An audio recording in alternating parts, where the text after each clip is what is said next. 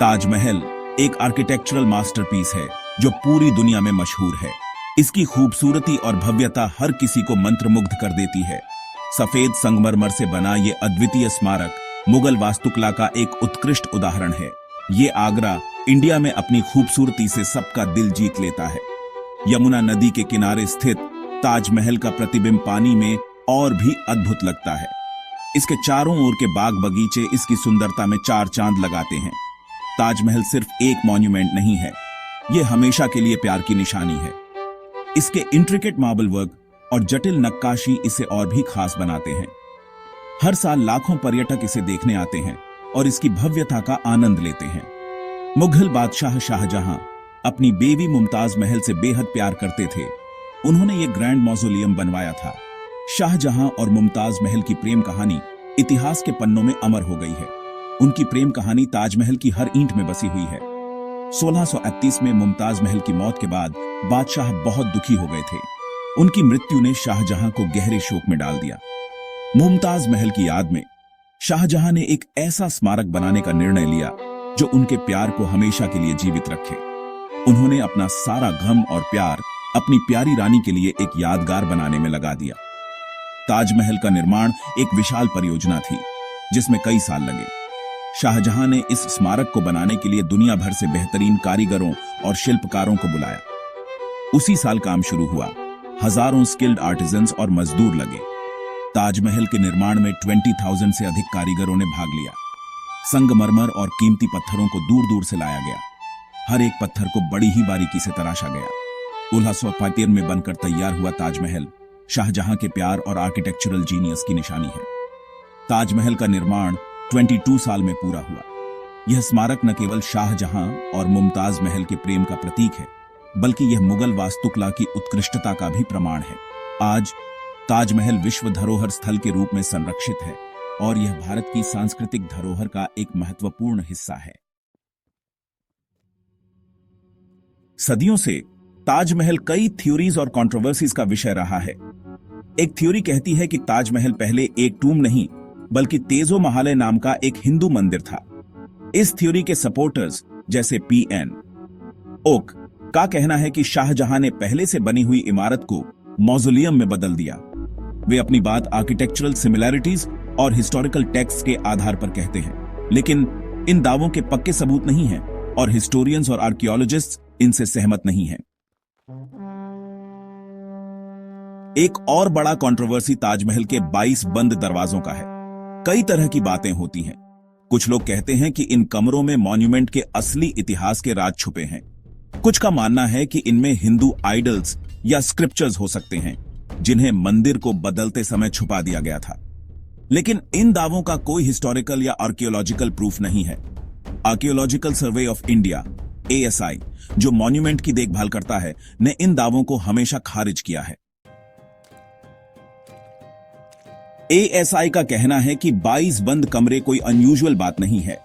ये कमरे सदियों से बंद हैं और इनका कोई विशेष महत्व नहीं है और मुगल आर्किटेक्चर में ये आम बात है। मुगल काल के दौरान कई इमारतों में ऐसे कमरे बनाए जाते थे जो बाद में बंद कर दिए जाते थे। उनका कहना है कि ये कमरे स्टोर रूम्स रहे होंगे।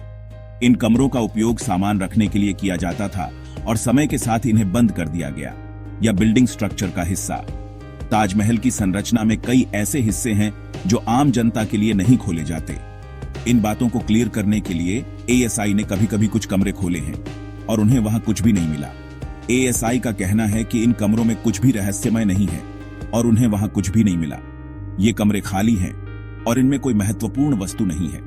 उन्होंने अंदर की फोटोग्राफ्स भी रिलीज की हैं जिनमें कमरे खाली दिख रहे हैं। इन तस्वीरों में साफ देखा जा सकता है कि कमरों में कुछ भी नहीं है, जिनमें कमरे खाली दिख रहे हैं।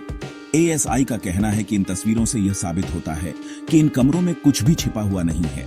ASI का कहना है कि दरवाजे वैंडलिज्म और मौसम से बचाने के लिए बंद रखे जाते हैं ताकि मॉन्यूमेंट सेफ रहे। ताजमहल की सुरक्षा और संरक्षा के लिए यह आवश्यक है कि कुछ हिस्सों को बंद रखा जाए। ASI ने यह भी कहा है कि ताजमहल की देखभाल और संरक्षण के लिए नियमित रूप से निरीक्षण किया जाता है। यह सुनिश्चित करने के लिए कि इमारत की संरचना और सुंदरता बनी रहे, ASI समय समय पर मरम्मत और रखरखाव का काम करता है। ASI के अनुसार ताजमहल के बारे में कई मिथक और कहानियां प्रचलित हैं, लेकिन इनका कोई ऐतिहासिक आधार नहीं है। एएसआई ने अपने शोध और दस्तावेजों के माध्यम से यह स्पष्ट किया है कि ताजमहल की संरचना और इतिहास में कोई रहस्य नहीं है। ताजमहल एक विश्व धरोहर स्थल है और इसे देखने के लिए हर साल लाखों पर्यटक आते हैं। एएसआई का उद्देश्य है कि ताजमहल की सुंदरता और इतिहास को संरक्षित किया जाए ताकि आने वाली पीढ़ियां भी इसका आनंद ले सकें। ताजमहल का कंस्ट्रक्शन बहुत बड़ा काम था, जिसमें 20,000 से ज्यादा मजदूर लगे और 20 साल लगे। राजस्थान से लाया गया सफेद संगमरमर इसकी मेन चीज है और दुनिया के अलग अलग हिस्सों से लाए गए कीमती पत्थर इसे सजाते हैं। इंट्रिकेट कैलीग्राफी, पियत्रादूरा वर्क और सिमेट्रिकल गार्डन्स मुगलों के डिटेल और ग्रैंडियर के शौक को दिखाते हैं। ताजमहल पर्शियन, इस्लामिक और इंडियन आर्किटेक्चरल स्टाइल्स का मिश्रण मुगल साम्राज्य के कला और संस्कृति का प्रतीक है। हाल ही में ताजमहल के एक्सेप्टेड हिस्ट्री को चैलेंज करने की कोशिशें हुई हैं। यह मॉन्यूमेंट, जो अपनी अद्वितीय सुंदरता और ऐतिहासिक महत्व के लिए जाना जाता है, कई दशकों से विवादों का केंद्र रहा है। कुछ लोग मानते हैं कि ताजमहल का इतिहास, जैसा कि हमें बताया गया है, पूरी तरह से सही नहीं है और इसमें कई रहस्य छिपे हुए हैं। कुछ ग्रुप्स ने कोर्ट में पिटीशंस डाली हैं, 22 बंद कमरों को खोलने और मॉन्यूमेंट के असली इतिहास की जांच की मांग की है। इन ग्रुप्स का दावा है कि इन कमरों में छिपी जानकारी ताजमहल के वास्तविक इतिहास को उजागर कर सकती है। वे मानते हैं कि इन कमरों में कुछ ऐसे साक्ष्य हो सकते हैं जो ताजमहल के निर्माण और उसके उद्देश्य के बारे में नई जानकारी प्रदान कर सकते हैं। लेकिन कोर्ट्स ने क्रेडिबल एविडेंस न होने की वजह से इन पिटीशंस को खारिज कर दिया है। न्यायालयों का कहना है कि बिना ठोस सबूतों के इन कमरों को खोलने का कोई औचित्य नहीं है। इसके अलावा उन्होंने यह भी कहा कि ताजमहल के इतिहास को लेकर पहले से ही व्यापक शोध और अध्ययन हो चुके हैं और इन कमरों को खोलने से कोई नई जानकारी मिलने की संभावना नहीं है। 2017 में इलाहाबाद हाई कोर्ट ने ताजमहल के इतिहास की जांच की प्ली को खारिज कर दिया, कहा कि इसमें कोई दम नहीं है। अदालत ने यह भी कहा कि ताजमहल के इतिहास को लेकर पहले से ही पर्याप्त प्रमाण और दस्तावेज उपलब्ध हैं और इन पर संदेह करने का कोई कारण नहीं है। उन्होंने यह भी कहा कि इस तरह की याचिकाएं केवल समय और संसाधनों की बर्बादी हैं। कोर्ट ने कहा कि हिस्टोरिकल रिसर्च हिस्टोरियंस और आर्कियोलॉजिस्ट्स का काम है, कोर्ट का नहीं। न्यायालय ने यह स्पष्ट किया कि इतिहास की जांच और प्रमाणों का विश्लेषण विशेषज्ञों का कार्य है और अदालतें केवल ठोस सबूतों के आधार पर ही निर्णय ले सकती हैं। उन्होंने यह भी कहा कि ताजमहल के इतिहास को लेकर किसी भी नए शोध के लिए विशेषज्ञों और विद्वानों को ही आगे आना चाहिए, न कि अदालतों को। कंट्रोवर्सीज के बावजूद ताजमहल प्यार, बिछड़ने और यादों का एक जबरदस्त सिंबल है। शाहजहां का गम और प्यार इस ग्रैंड मौजोलियम के हर हिस्से में दिखता है। मॉन्यूमेंट की खूबसूरती, खासकर सनराइज और सनसेट के समय, दिल को छू लेती है। हर साल दुनिया भर से लाखों लोग ताजमहल देखने आगरा आते हैं। ये एक ऐसी जगह है जहां इतिहास, कला और फीलिंग्स मिलते हैं और एक ऐसा एक्सपीरियंस बनाते हैं जो कल्चरल बाउंड्रीज से परे है। ताजमहल अपनी दिलकश खूबसूरती और इंट्रिकेट डिटेल्स के साथ इंसानी जज्बात और आर्किटेक्चरल कमाल का प्रतीक है।